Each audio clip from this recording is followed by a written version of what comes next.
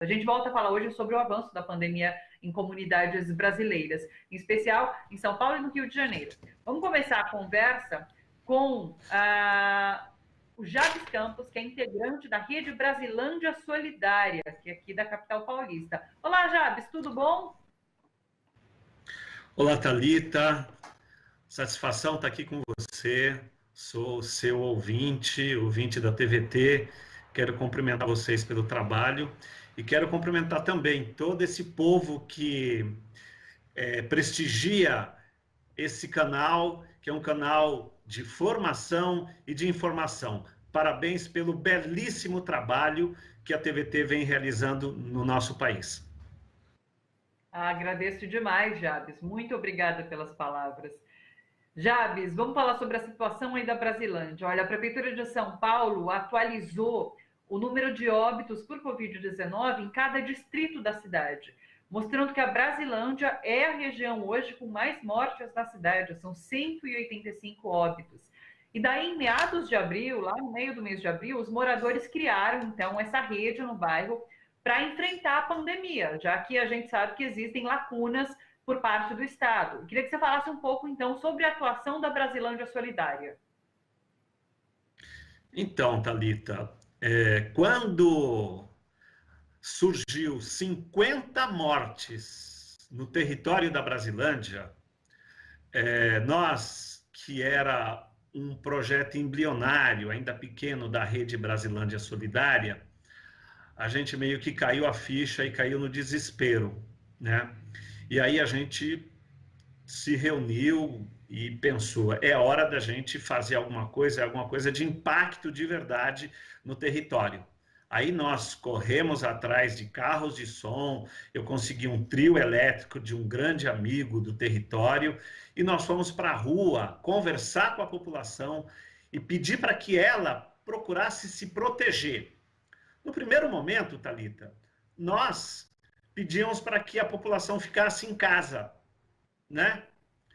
Mas, na medida em que a gente foi circulando pelo bairro, você viu o morador olhando para você, não entendendo bem aquilo, e aí caiu a ficha novamente. Como é que a gente fala em isolamento social numa região de 300 mil pessoas, onde o adensamento é absurdo, é muito grande o adensamento, e que tem famílias que moram em quarto e cozinha, 2, 3 famílias no mesmo lugar. Não tinha condições e não tem condições da gente falar em isolamento social no território da Brasilândia. Esse pode ter sido um dos grandes motivos de que a gente tenha hoje esse número absurdo de mortes, né? Na semana passada eu conversei com o pessoal de Paraisópolis e Heliópolis, lideranças comunitárias, e eles falaram isso, que a população tem dificuldade, de fato, de entender, por exemplo, o que é colapso na saúde, o que é o lockdown. Então, existe também um trabalho a ser feito em relação à conscientização, né, sobre a importância do se cuidar. E daí nisso vocês inverteram a frase. Vocês não falam para ficar em casa, mas para cuidar da sua própria vida. É isso? É verdade. A gente hoje, nós estamos procurando,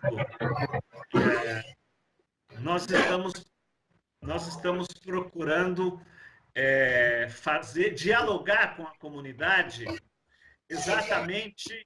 A gente está com problema, eu acho que a gente está tentando a conexão com o pessoal da Cidade de Deus, mas está atrapalhando o barulho na nossa entrevista. A gente consegue mudar um pouquinho lá. Termina, sabe? Deixa a gente resolver esse probleminha do áudio. Pronto. Pode continuar falando. Desculpa, Jabes, pode continuar. Ok. Então, como eu estava dizendo, né? Hoje o nosso grande desafio é a comunicação também, né? Para que a gente possa dialogar com todos os setores, dialogar com a juventude, dialogar com os idosos, dialogar com as mulheres, né? Nós temos no nosso território, Thalita, por exemplo, um aumento absurdo da violência doméstica e, além disso, da violência às crianças, estupro, por exemplo, né? O Conselho Tutelar do Território iniciou um processo de divulgação em todo toda a Brasilândia, chamando a população para que ela fique atenta, para que ela cuide das nossas crianças nesse momento de pandemia, porque elas, além de correr o risco do vírus, está correndo o risco de sofrer abusos dentro das casas por conta desse isolamento forçado. Claro, é um risco enorme. Então, esse trabalho de conscientização é de fato muito importante. Deixa eu retomar aquela fala que você fez anteriormente sobre as muitas pessoas vivendo na mesma casa, no mesmo cômodo, muitas vezes. E daí, por conta disso, vocês têm pedido a transformação dos CELs que existem na região em centros de acolhimento, tanto para infectados quanto para as pessoas idosas, né? Fala um pouquinho sobre isso. Então, a nossa situação no território, nós temos um hospital que tem capacidade para 250 leitos e hoje ele deve estar em torno de 35 leitos, né? Existe uma promessa para que esse hospital venha a atender na sua plenitude até o final desse mês ou no começo do mês de junho, né? É uma coisa que a gente tem batido muito, né? Uma outra coisa que a gente tem batido, Thalita, é a necessidade da testagem em massa. Nós precisamos de testes em massa. Mas, aliada ao teste em massa, nós precisamos dos espaços para isolamento.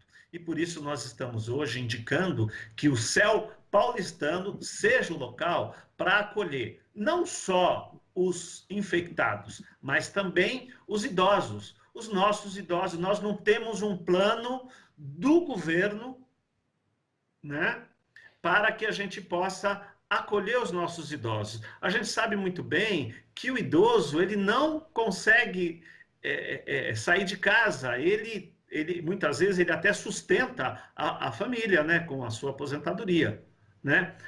E a gente sabe que ele é o que corre mais risco em toda a família, né? Por isso que hoje a gente quer discutir e tem insistido muito com o secretário Aparecido, tem nos recebido, estamos conversando com ele, mas precisamos que ele faça um gesto para a Brasilândia. Abra imediatamente o CEL paulistano, secretário, e transforme lá em uma área de acolhimento, para que a gente possa reduzir e achatar essa curva do corona. Outras duas demandas que o movimento tem feito é em relação ao teste em massa, aumentar a testagem no território, porque é um território de fato muito grande, como você mesmo colocou, e o hospital da região foi aberto, mas não está funcionando completamente. Ele está funcionando de certa forma com precariedades nesse momento, né? É isso mesmo. Nós temos um hospital que tem condições de atender 250 pessoas e hoje atende menos de 50, sendo que 10 ou 15 UTIs e umas 20 ou 25 leitos normais, né? Então, isso é uma situação em que a gente tem insistido muito para o secretário para que ele possa urgenciar a abertura. E os testes em massa é realmente a forma com que nós entendemos que a saúde vai poder conseguir separar aquelas pessoas que estão infectadas das pessoas que não se infectaram ainda. Claro. O que você tem percebido em relação à população a partir do trabalho que vocês desenvolveram com a rede Brasilândia Solidária? Então, Thalita, ontem mesmo a gente se reuniu no núcleo de saúde e nós estamos discutindo agora quais os elementos que nós temos para poder aferir o resultado desse trabalho da Brasilândia Solidária. E muitas informações nós estamos recebendo. Que a população, primeiro, está procurando usar máscara. Tem coisas até interessantes. O carro passa na rua falando da necessidade de usar máscara. Aí alguém que está saindo de casa já volta correndo para pegar máscara, fala, nossa, lembrei, tenho que usar máscara. Enfim, nós estamos vendo um volume maior de pessoas que estão usando máscara. Nós ganhamos recentemente 100 mil máscaras do Banco da Ecoval. Ele nos forneceu essas máscaras e nós estamos distribuindo por meio das 16 UBSs que existem no território, juntamente com essas ações do carro de som na rua. Isso, a população tem sido muito receptiva. Eu acho que nós fizemos um primeiro momento, Thalita, de divulgação em todo o território. Todo o território sabe da Brasilândia Solidária, todo o território sabe da importância dos agentes de saúde. Thalita, eu quero destacar aqui, nesse momento, o trabalho dos nossos agentes de saúde. Se não fosse eles, Thalita, eu diria que a nossa situação estaria muito pior. Então, quero dar os parabéns aqui, os nossos heróis, que todos os dias enfrentam essa guerra, vão para a luta, para poder conversar com a população, para poder conscientizar a população nesse sentido, né?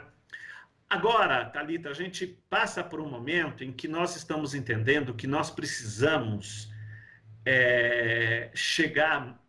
olhar mais para o micro território. Então, a gente estava trabalhando na Brasilândia como um todo.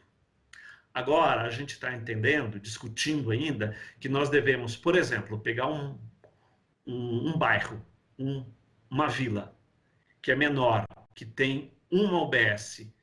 E aí, o que a gente está discutindo no núcleo de saúde? Nós vamos agora chamar as lideranças do entorno da UBS, os pastores, os padres, as pessoas que já têm trabalho no território, para a gente começar uma segunda etapa, e que tem como o ato mais importante, que é o cuidar.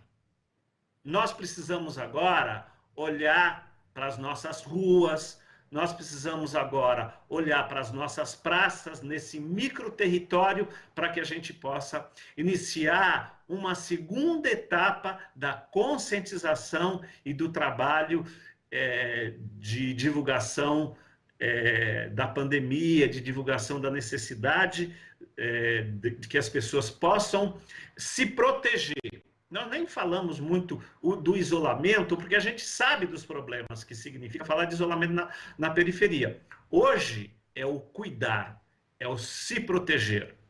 E uma outra questão que nós estamos já enfrentando seriamente no território é a fome, Thalita. Sim. Jabes, quero agradecer demais a sua participação, Jabes Campos, que é da Rede Brasilândia Solidária. Aliás, a gente tem um panfletinho, coloca para a gente, se puder rodar, das doações, quem quiser fazer doações para a Rede Brasilândia Solidária, a gente tem os contatos certinho. Esse mesmo, estamos recebendo doações de alimentos não perecíveis, material de limpeza, álcool em gel, máscaras, e daí os contatos são do próprio Jabes Campos, do celular, Fábio Ivo, Carlos Cordeiro, e também tem para doações em dinheiro, Banco do Brasil e todas as informações aí certinho. Jabes, muito obrigada, parabéns pelas ações que vocês desenvolvem aí no bairro, no território, e que são necessárias nesse momento, já que, como você mesmo coloca, existe uma falta de ação por parte do governo do estado, por parte da prefeitura. Obrigada, Jabes, até uma próxima. Eu que agradeço e até uma próxima. Grande abraço a todos.